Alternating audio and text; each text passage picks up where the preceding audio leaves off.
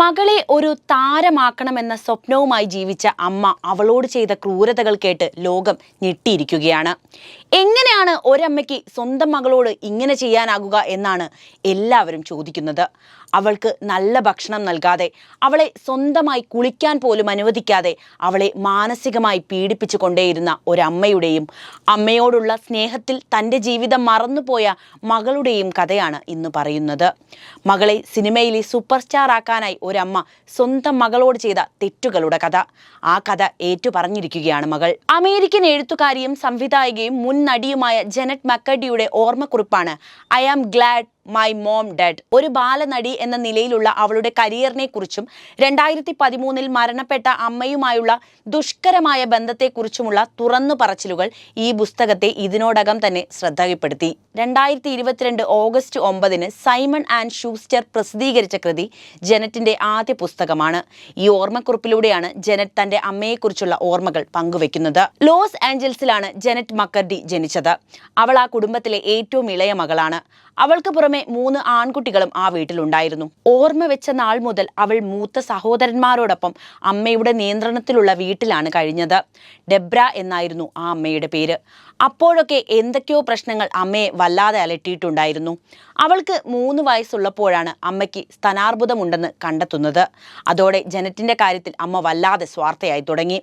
16 വയസ്സ് വരെ ജെനറ്റിനെ സ്വയം കുളിക്കുവാനോ വസ്ത്രം ധരിക്കുവാനോ അമ്മ സമ്മതിച്ചില്ല. എന്ന് മാത്രമല്ല, പതിവായി അവർ അവളുടെ ജനനേന്ദ്രിയത്തിൽ പരിശോധനകൾ പോലും നടത്തി. തന്റെ ആദ്യ അഭിനയ ഓഡിഷൻ നടക്കുമ്പോൾ ജെനറ്റ് മക്കർഡിക്ക് 6 വയസ്സായിരുന്നു പ്രായം. മകളെ ഒരു താരമാക്കണമെന്ന സ്വപ്നമായിട്ടായിരുന്നു അവളുടെ അമ്മ കഴിഞ്ഞത്.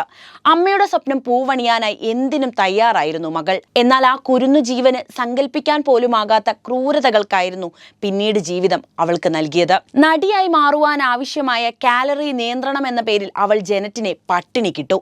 കുറച്ച് ഭക്ഷണം മാത്രം കഴിക്കാൻ അനുവദിച്ച് ദിവസത്തിൽ 5 തവണ അവർ മകളുടെ ഭാരം നോക്കി. താൻ കരുതിയതിലും അധികം ഭാരം വന്നാൽ അവൾക്ക് സഹിക്കാനാകുമായിരുന്നില്ല.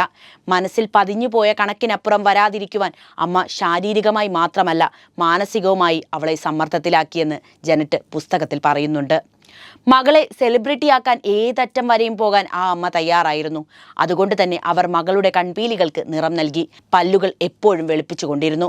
കുടുംബത്തിന് താങ്ങാനാകാത്ത ആഡംബര വസ്തുക്കളാൽ വീട് നിറച്ചു. ജെനറ്റിനെയും സഹോദരന്മാരെയും കട്ടിലുകൾക്ക് പകരം തറയിൽ ഉറങ്ങാൻ നിർബന്ധിച്ചു. ഭർത്താവിനോട് നിരന്തരം വഴക്കിടുകയും അയാളെ അവഹേളിക്കുകയും ചെയ്തിരുന്ന ആ സ്ത്രീ പലപ്പോഴും അക്രമാസക്തയായി. ബാലതാരമായ മകൾ ശ്രദ്ധിക്കപ്പെട്ടതോടെ അവളുടെ യൗവനത്തെക്കുറിച്ച് ആലോചിച്ച് അവർ വല്ലാതെ ആകുലപ്പെടാൻ ആരംഭിച്ചു.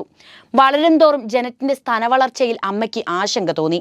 അവളുടെ സ്തനങ്ങൾ വളരുമെന്ന് ഭയപ്പെട്ട അവർ കാലറി കുറയ്ക്കാനും അപകടകരമായ ഭക്ഷണ രീതികൾ പരീക്ഷിക്കുവാനും ജെനറ്റിനെ പ്രോത്സാഹിപ്പിച്ചുകൊണ്ടേയിരുന്നു. മകൾ പക്വത പ്രാപിച്ചതോടെ അമ്മ തന്റെ മകളുടെ ശാരീരിക രൂപത്തെക്കുറിച്ച് കൂടുതൽ ശ്രദ്ധാലുവായി തുടങ്ങി. കാലറി നിയന്ത്രണം കർശനമായി നിരീക്ഷിക്കുന്ന അമ്മയുടെ കൂടെ ജെനറ്റിന് അഭിനയ രംഗത്തിൽ പോലും ഭക്ഷണം കഴിക്കാൻ പറ്റാത്ത അവസ്ഥയായി. ഭക്ഷണം കഴിക്കുമ്പോഴേ ഭയം തോന്നിയ അവസ്ഥയിലേക്ക് പതിയെ അവൾ എത്തിച്ചേർന്നു. മറ്റ് സാമൂഹിക ജീവിതമോ എന്തിന് വിദ്യാഭ്യാസം പോലും അവൾക്ക് നഷ്ടപ്പെട്ടു. വീട്ടിലിരുത്തി അമ്മ തന്നെയാണ് അവളെ അക്ഷരങ്ങൾ പഠിപ്പിച്ചത്. മകൾ ഏതൊക്കെ വേഷങ്ങൾക്കാണ് ഓഡിഷൻ ചെയ്യേണ്ടത് എന്നൊക്കെ അവരാണ് തീരുമാനിച്ചത്.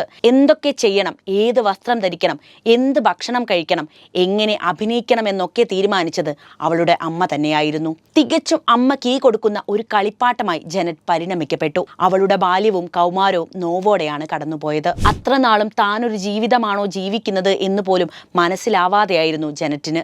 അപ്പോഴാണ് 2010 അമ്മയുടെ ശരീരത്തിൽ അർബുദം ശക്തി പ്രാപിച്ചു തുടങ്ങിയത്. അധികം വൈകിയില്ല. മകളുടെ ശരീരവും ഭാരവും മാത്രം അളന്നു കുറിച്ച ആ ജീവിതത്തിന് 2013 ആയതോടെ തിരശീല വീണു. അതോടെ ജെനറ്റിനെ ബാധിച്ച പ്രശ്നങ്ങൾ കൂടുതൽ വഷളായി തുടങ്ങി. തന്നെ അത്ര കാലവും നിയന്ത്രിച്ചിരുന്ന അമ്മ ഇല്ലാതായതോടെ അവൾക്ക് ചുറ്റും ഒരു ശൂന്യത തളം കെട്ടി. കപ്പിത്താനില്ലാതിരുന്ന അവളുടെ മനസ്സിലേക്ക് ഉത്കണ്ഠയും ലജ്ജയും വെറുപ്പും കടന്നു വന്നു. അങ്ങനെ വിഷാദം അവളെ കാർന്നു തിന്നാൻ ആരംഭിച്ചു. മാനസിക നില തെറ്റി തുടങ്ങിയ അവളെ തെറാപ്പിയിലൂടെയാണ് ജീവിതത്തിലേക്ക് പിന്നെ മടക്കി കൊണ്ടുവരുന്നത്. ഭക്ഷണ ക്രമക്കേടുകളുടെയും അനാരോഗ്യമായ ബന്ധങ്ങളുടെയും പരമ്പര അവസാനിപ്പിക്കാൻ തീരുമാനിച്ച ജെനറ്റ് 2017 അഭിനയം പൂർണ്ണമായും നിർത്തിയതായി പ്രഖ്യാപിച്ചു. എന്നാൽ എഴുത്തു തുടരാനും സിനിമാ സംവിധാനം ചെയ്യാനും പദ്ധതിയിട്ടിട്ടുണ്ടെന്നും അവൾ പറഞ്ഞു. അന്നാണ് സ്വന്തം ജീവിതത്തിൽ അവൾ ഒരു തീരുമാനമെടുക്കുന്നത്. വർഷങ്ങളായി അവൾ അനുഭവിച്ചുകൊണ്ടിരുന്ന ചൂഷണത്തെ തുറന്നെഴുതാൻ ജനറ്റ് കാട്ടിയ ധൈര്യം വളരെ വലുതാണ്. പേരും പ്രശസ്തിയുമുള്ള ലോകത്തെ യാഥാർത്ഥ്യങ്ങളും തുറന്നു പറച്ചിലുകളുമാണ് ഈ പുസ്തകം വായനക്കാരനോട് സംവദിക്കുന്നത്. വേദനകളുടെ കഥകൾ ലോകത്തോട് പങ്കുവെക്കണമെന്നുള്ള സന്ദേശമാണ് ജനറ്റ് പുസ്തകത്തിലൂടെ നൽകുന്നത്. വിൽപ്പനയ്ക്കെത്തിയ 24 മണിക്കൂറിനുള്ളിൽ Amazon, target, Barnes and Noble തുടങ്ങിയ സൈറ്റുകളിൽ പുസ്തകം വിറ്റ് തീർന്നിരിക്കുന്നു. റിലീസ് ചെയ്ത ആദ്യ ആഴ്ചയിൽ തന്നെ 2 ലക്ഷം കോപ്പികൾ വിറ്റഴിഞ്ഞു. അതേ മാസം തന്നെ ഹാർഡ് കവറിലും ഇ ബുക്കിലും നോൺ ഫിക്ഷനിലുമായി ന്യൂയോർക്ക് ടൈംസിന്റെ ബെസ്റ്റ് സെല്ലറായി 1ാം സ്ഥാനത്തുമെത്തി. ഫ്ലോറിഡ ഫിലിം ഫെസ്റ്റിവൽ ഉൾപ്പെടെ നിരവധി ഫിലിം ഫെസ്റ്റിവലിൽ പ്രദർശിപ്പിച്ച നിരവധി ഹ്രസ്വചിത്രങ്ങൾ ജനറ്റ് ഇതിനോടകം തന്നെ സംവിധാനം ചെയ്തിട്ടുണ്ട്. തൻ്റെ ആദ്യ ഫിക്ഷൻ നോവൽ ഈ വർഷം പുറത്തിറക്കാനുള്ള തയ്യാറെടുപ്പിലാണ് ജനറ്റ്. ഈ കഥ കേട്ടിട്ട് നിങ്ങൾക്ക് എന്താണ് തോന്നുന്നത്? ഇങ്ങനെ ഒരു അമ്മ മകളോട് ചെയ്യുമോ? അവളെ പട്ടിണിക്കിട്ട് അവളുടെ ശരീരഭാരം കുറച്ച് ഒരു നടിയാക്കാൻ ശ്രദ്ധിക്കുമോ? നിങ്ങളുടെ അഭിപ്രായം എന്തു തന്നെയായാലും കമൻറ്റ് ബോക്സിൽ എഴുതൂ. അപ്പോൾ വീഡിയോ ഇഷ്ടപ്പെട്ടാൽ ലൈക്ക് ചെയ്യാനും ഷെയർ ചെയ്യാനും ശ്രദ്ധിക്കുമല്ലോ.